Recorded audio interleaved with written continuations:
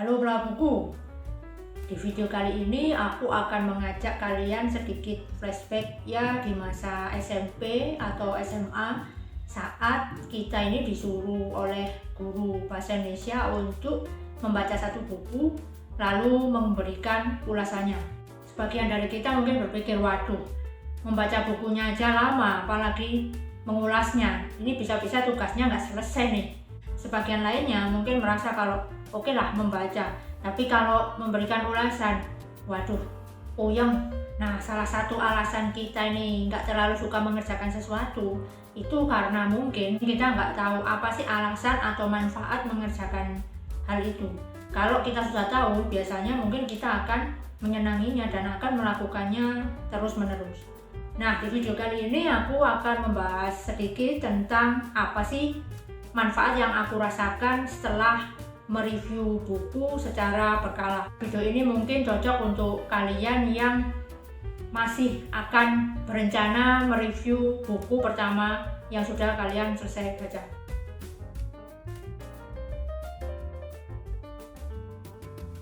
Manfaat mereview buku atau novel yang pertama adalah kita jadi benar-benar tahu kalau kita ini paham isi dari buku atau novel yang sudah kita baca itu.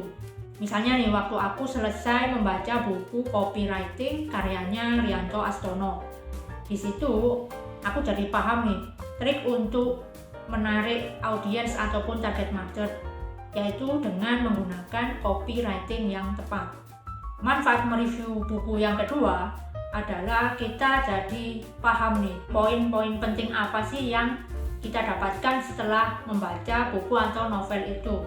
Misalnya nih, setelah aku membaca novel Toto-chan Gadis Cilik di Jendela. Di novel ini aku mendapatkan poin-poin penting di mana ternyata ada loh trik-trik untuk menjadikan anak itu senang belajar.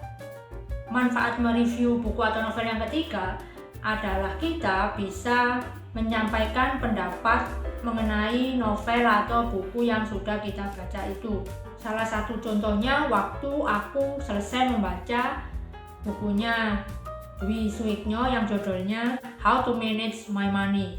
Di situ buku ini seperti mengkhususkan untuk pembaca muslim, tetapi aku berpendapat kalau ilmunya itu sangat mengglobal. Jadi buku ini bisa dibaca siapapun yang sudah mulai mendapatkan uang dan ingin mengatur uang tersebut agar bisa mencapai kedewasaan finansial. Manfaat yang keempat, aku juga jadi lebih mudah mengingat isi dari buku atau novel yang sudah aku baca itu. Jadi aku ini tipikal pembaca yang tidak suka anotasi. Jadi bukuku itu cenderung bersih, nggak ada coretannya ataupun garis bawah ataupun sticky note, karena agak sayang aja gitu mau nyoret-nyoretnya. Tapi ke depan aku akan mencoba ya, kayak dulu waktu kita di sekolah. Nah, alternatifnya aku akhirnya memutuskan untuk membuat review buku ataupun novel. Sekitar tahun 2014 aku membuat blog pertamaku, yaitu bukubukuseru.wordpress.com, di mana aku memposting review buku-buku yang sudah aku baca. Selain itu aku juga membuat channel YouTube Satu Kata ini yang isinya juga sebagian besar adalah hasil reviewku setelah membaca buku atau novel. Bahkan kalau aku lihat-lihat sebagian besar sosial media aku isinya ya soal buku. Nah, misalnya aku ingin mengingat lagi isi dari buku ataupun novel yang aku baca tadi, aku tinggal buka blogku ataupun channel ini untuk aku lihat-lihat lagi seperti apa sih isi buku ini dulu waktu aku membacanya.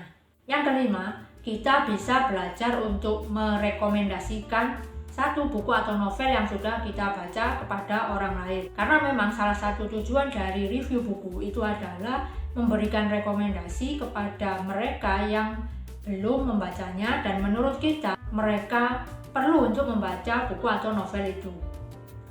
Manfaat yang keenam atau yang terakhir, aku jadi mendapatkan peluang-peluang baru hanya dari mereview buku ataupun novel.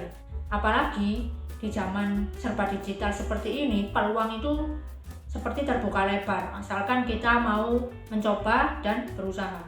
Nah, terkait dengan review buku ini, kita bisa nih mendapatkan peluang-peluang baru yang mungkin kita nggak sadari. Misalnya, kita jadi bisa bekerja sama dengan penerbit-penerbit buku di Indonesia, yang mana mereka memberikan buku gratis untuk kita review.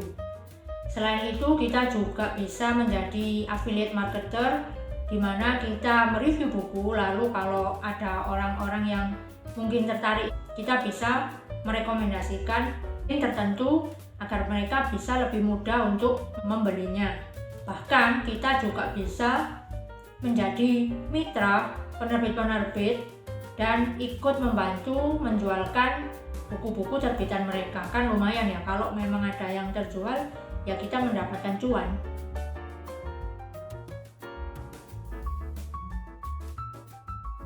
Nah, itu kira-kira manfaat yang aku dapatkan setelah aku mereview buku ataupun novel secara berkala, bahkan mempostingnya di sosial mediaku. Semoga informasi kali ini bisa bermanfaat untuk kalian dan kalian bisa segera mencoba mereview buku pertama kalian dan mempostingnya. Semoga bermanfaat dan sampai jumpa.